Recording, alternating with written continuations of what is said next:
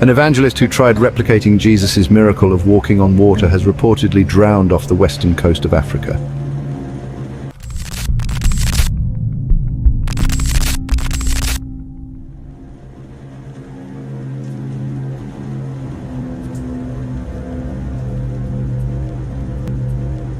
Pastor Frank Cable, 35, told his congregation he could repeat the biblical miracle, and he attempted it from a beach in Gabon's capital of Libreville.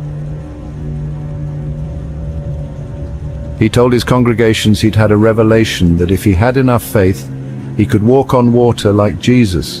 But little did he know that this would be the beginning of the journey of no return for him. He took his congregation to the beach, saying he would walk across the Como estuary, which takes 20 minutes by the boat. He walked into the water, step by step, chanting, praying, and reciting Bible verses. As he proceeded even deeper, he kept on shouting, "I have faith.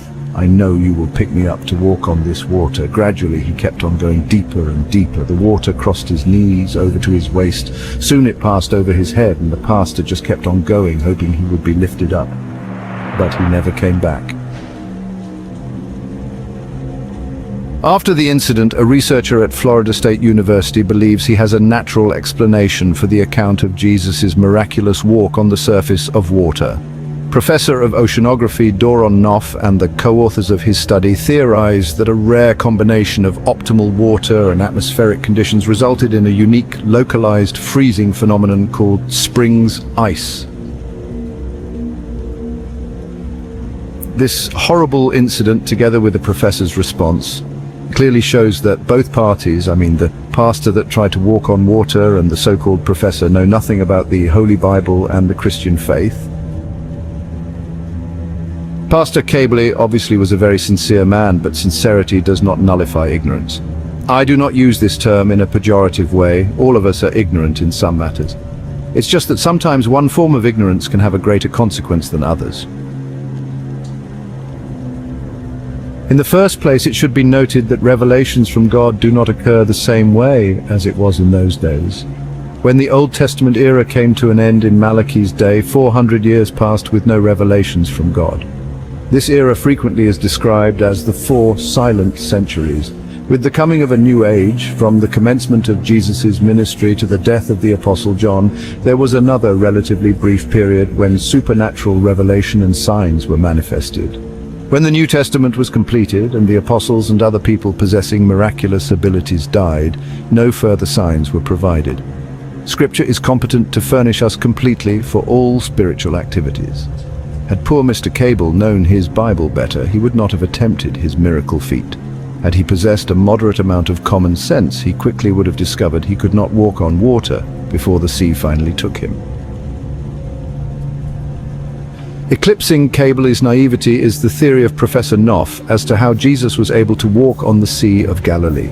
Presumably it was a rare condition wherein that body of water was seized by a unique freezing phenomenon that enabled Jesus to walk on top of the ice.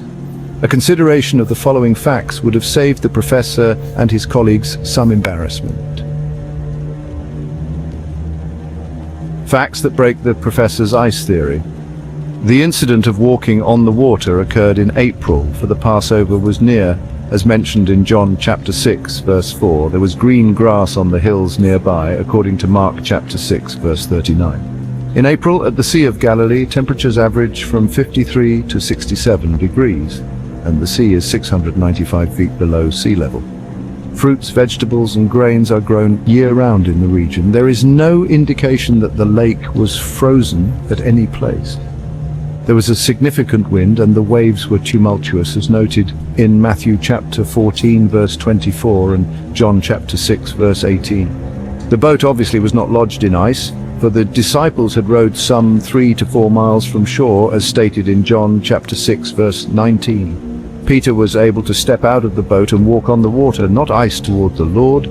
The apostle began to sink because of his fear, prompted by a lack of faith, as recorded in Matthew chapter 14 verses 30 to 31, not as a result of breaking through the ice. So you see, critics attack the Bible, contending that the miracles were myths, yet their rationalistic theories are more difficult to believe than genuine miracles. Most people say they don't believe in miracles. Others say they can perform miracles. But the thing is, no matter who you are, it doesn't matter if you are a believer or not. Don't go about tempting God by trying to replicate the things that happened in the Bible, including entering the lion's den, walking on water, or jumping into a flame thinking you will be saved. Trust me, it won't end in praise. So please, guys, stay safe out there. What do you guys think about this pastor? Was his action an act of faith or foolishness? Please let us know in the comments section down below. And please support us by subscribing to our YouTube channel for more shocking content like this. Thanks.